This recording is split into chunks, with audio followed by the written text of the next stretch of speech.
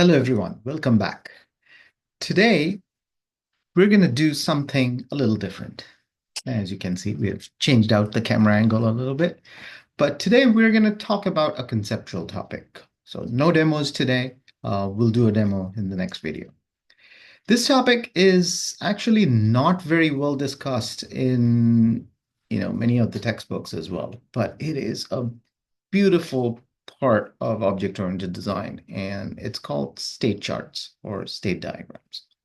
A state diagram is something that describes the life of an object using the different states and how the system transitions from one state to another and what causes these transitions to happen. And you can essentially describe any application using these state diagrams. Of course, the more complicated the application is, the more complex the state diagrams are. But as we will see in our Raspberry Pi applications, the applications are not all that complex, so we should be able to design most of our applications using these state charts. And in many of my demos, I am going to use state charts to design basically the entire application. So a state diagram, which is part of object-oriented design, is essentially a diagram that specifies the state machine. And this is something that you're typically describing for a single class, but you can also have state machines that sort of combine multiple classes as well.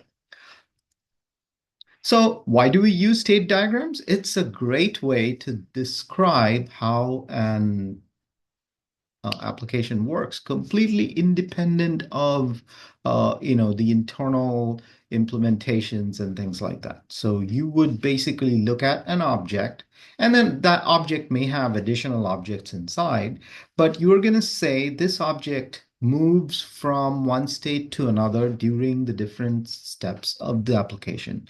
And you're going to say what happens to this object at various states. Imagine you can take a running application and you can hit a pause button, like a magical pause button, and the application pauses. You should be able to look at what the application is doing at that paused state and know which state this application is in. Now, when you hit the resume button, obviously something is going to happen for the application to go from whatever state you had paused it to a new state. And you're going to be able to identify what caused it to do the transitions. So usually you are going to have state charts that combine with interaction charts, which we are going to be talking about later on in this series of videos. So today we're going to talk about the various components of a state chart. And of course, the first component is a state, right? A state is essentially a condition or situation during the life of an object. Like I said, if you could hit a pause button, you will, whatever the application is at, that's its state. And run it again, pause it again, you're going to get to a state. Now, of course, there are some states that are very transient. And obviously, applications that run on a computer, some states are going to be only active for milliseconds or microseconds. So, the pause button thing is more of a conceptual thing. You may not be able to do that all the time, but imagine if you could, you should be able to identify the different states a machine would be in. So what we do in a state chart is we create all these states, and each state we give it a name. I tend to give each state a number as well. States have actions, and we'll talk more about what these actions are. There could be internal transitions. It could also have substates. We were probably not going to go into all of those details, but the standard does allow all those to happen. So what are states? What kinds of things can you think of in a state? So let's start with some super simple examples. So let's say states of being, right? You could be in a happy state. Let's say you're cycling or driving down a highway, you're playing music, you're happy, right? And all of a sudden you run into traffic and your mood sort of went from happy to kind of irritated. And then let's say during the traffic, somebody rear ends you, of course, your mood is going to be really foul at that point, right? So what are those? So these are the different states. You're happy, you're driving, playing music, doing different things, and now you run into traffic. Okay, so that's the event that happened, right? Traffic got bad, that's the event, and now you're in a different state. And then something else happened, you went in an accident or something. That's another event that happened that took you to an entirely different state. Here is another example, state of a coin, right? You flip it, you get to one state, you flip it again, you could go to a different state, or you could exit and come back to the same state. So it's perfectly logical for a system. When an event comes in, it might exit and come back to the same state itself, right? So those are sort of conceptual examples. So let's think about how that translates to a couple more real life examples, and then we will go into an application that we have been working with, our boring traffic light applications. But I promise you, we're going to go to more fun applications pretty soon. But we will continue with the traffic light for a little bit. But right now, let's say I'm in my office right now doing this video. I'm at work. When I came in, I had an entry action. I unlocked the door and came into the office. And now in the office, I'm preparing my material. I'm doing these videos and things like that. And then so this is my state. This is my at work state. And let's say the phone rings and I'm going to not get out of the office. I'm still going to be in the at work state, but I'm going to answer the telephone. So something short that I'm doing when an event happens, I don't exit the state, but I can do an action while I'm in the state. I could have sub machines. So, there could be other things that I'm doing, like maybe I'm doing a research work. So I'm going to stop preparing material for a little bit and maybe go into doing some research. And that would have its own state machine. So it's perfectly logical to have a state, to have sub states. But then at the end of the day, or maybe when I'm going to lunch or something, I'm going to exit the state. So I'm going to go out of the state to go to somewhere state. So most important concepts are entry. That's an action when when the system enters the state. Do is something that you do continuously while you're at that state. And then exit is what you do when you get out of the state. Now, there could be additional ones, as we said, if there is an event that you don't need to get out of the state, but you can do it while you're in the state. That's another option as well. There are some special states in a state machine. Usually you have a solid circle to determine a starting state and a solid circle with a surrounding circle to determine a final state.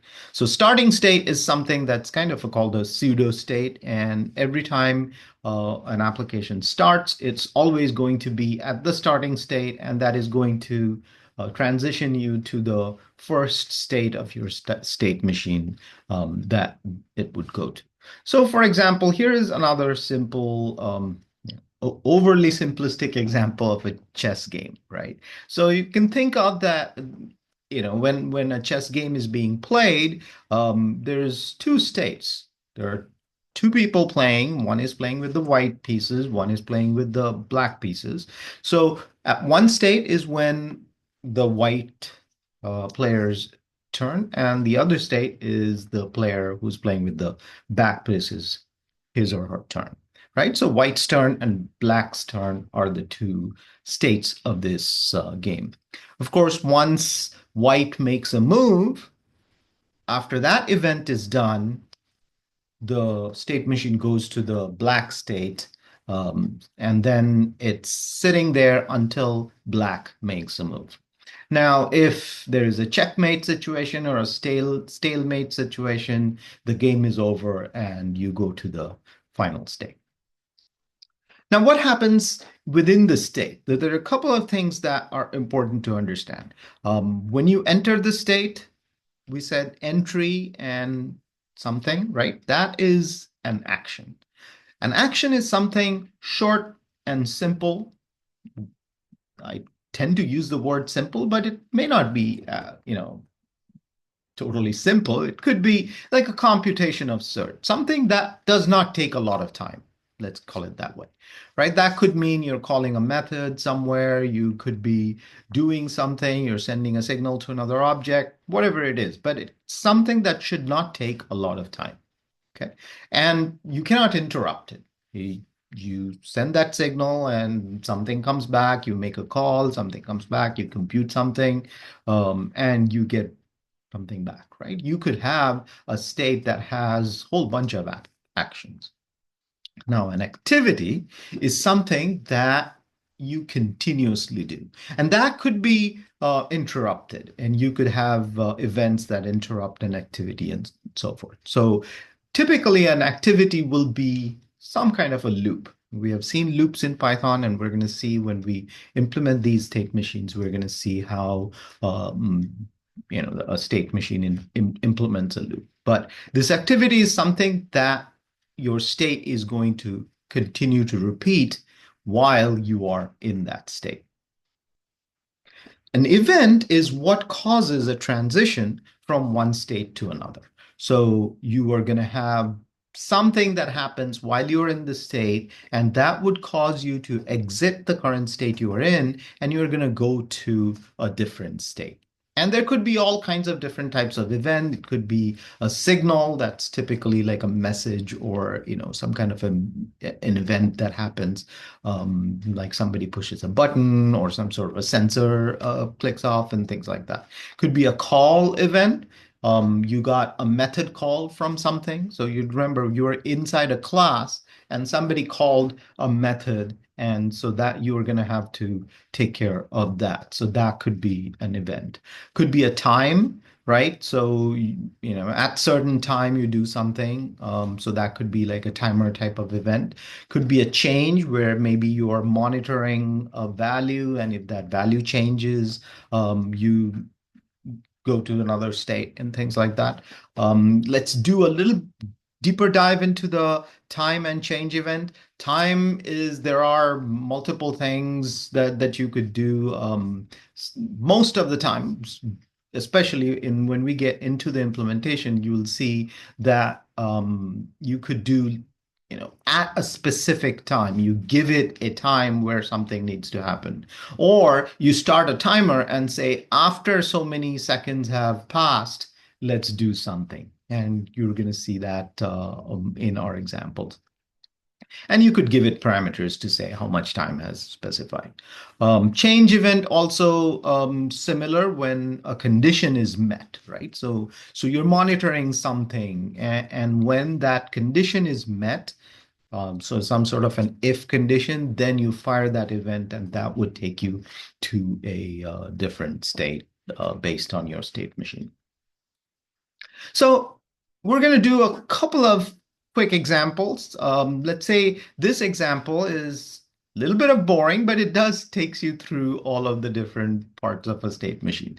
Now, remember that this is not an actual working in example. We're talking about something like a landline phone, like my office phone, for example. It is, when the phone is just sitting idle, it is in its idle state. And it's in the idle state, it is doing something. We're not, notice that none of these states have any entry exit actions. We're right now just identifying the states and how it transitions, right? So when I pick the phone off the hook, then I go get a dial tone. So now at the dial tone, it's in a state. And if I pick up the phone and I don't do anything for a while, eventually it's going to do a timeout, right? And at that timeout, it's going to go into another state where if you have had a landline phone or have one, you know that it in order to save power, gives you a warning saying that, hey, you need to put the phone down or something like that, so that's the warning state. And eventually, you put the phone down and it goes back to idle. So when you're dialing, for example, every time you push a number, things happen, right? If it is a digit, it's still dialing, and until a valid number has been dialed, you're going to stay in the dialing state. And when a valid number has reached, the phone is going to try to connect to the person that you called. And once they connect, the phone will ring. Once the person answers, it'll get to connected. Once the call is done, the phone will disconnect and then go back to the idle state when you put the phone down. So that's kind of a overview of what a state machine might look like for a real life example. Let's take a look at something that we have been working on. Now, this is again a very simple example, but as we progress through these series of videos, we're actually going to get into more and more complex examples, particularly with state machines as well. So here is a super simplistic state machine of a traffic, right? As I said, this is a simple state chart. So basically, there are two main states. When you start, notice that it's got a start state, but there is no end state. A traffic light system, when the power comes on, it should come on and it will keep going forever unless, a power shutdown happens, it might do something. But this is our typical example. Obviously, there are additional things that we're going to do with the traffic light a little bit before we move on to other examples. The two main states are when, let's say, it's an intersection between a main street and a side street. So the main state is when it's green on the main street. So we're calling that state main street go. Notice that I like to give numbers to these states, and I always give the first state, state 0, and then 1, 2, 3, and so forth. Right. So in the main state, what is happening? We had seen the go, caution, and stop methods, right? So in this state, main is green and the side is red, right? And when this state happens, this is a simple example, as I said, I'm starting a timer and giving it 10 seconds. So main is green, side is red, and a 10-second timer starts. Now, when that timer times out, that will give this state an event saying that, hey, timer ran out. So then it's going to go into the caution state, main state caution state, which is going to call the caution method for main. And we're going to start that timer again with just 1 second. And then when that timer runs out, we're going to go to main street stop state. We could have also said this one is side street go. Same thing, like when main is stopped, side is going. So it's always, you flip back and forth. So when main street is stopped, we're going to call stop on the main object, call go on the side object. And again, we're going to start the timer with 5 seconds. Of course, in a real street, you're going to get much more time than 10 seconds and 5 seconds. But for demos purposes, we're going to keep this pretty simple. So, and when that timer runs out, it's going to go into that caution state for the side street for 1 second. And when that timer runs out, it's going to go back to the main street go. So this is a real example with the real classes. Remember when we built our super simplistic traffic light, we had a controller that just did a while loop through all of the traffic lights. But that's not how traffic lights work. And as I said, we will be looking at how a controller will actually control these lights. And you can imagine if there are multiple traffic lights in a single street, that's perfectly possible. You may have, you can call, go on various objects, stop on various objects, depending on how you have them set up. Right? But that is a real example of a traffic light. As I said, we're not doing any implementations right now. In the next video, we're actually going to do the implementation of this one. But before I end the video, let me just quickly go over a couple of more, nitty-gritties of state machines.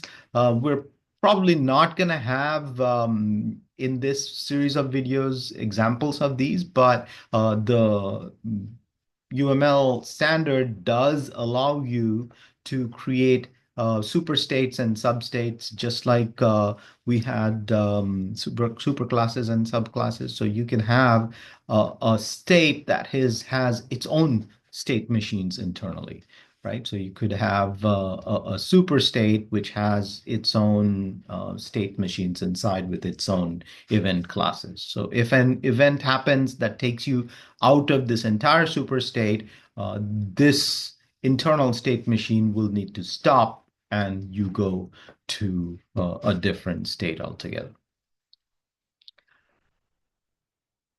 Also, there are multiple state machines that could run in parallel, and the standard does support that. So if, let's say, you have an object with an association, in this case, this is an aggregation of multiple objects. So you have a car that has an ignition, transmission, accelerator, and brake. And when you start the car, multiple state machines start up at the same time. So that's called the concurrent state diagram. So you could have the ignition system has its own state, transmission system has its own state, and they will synchronize in some way. So as more and more complex systems go on, you could have state machines that run in parallel.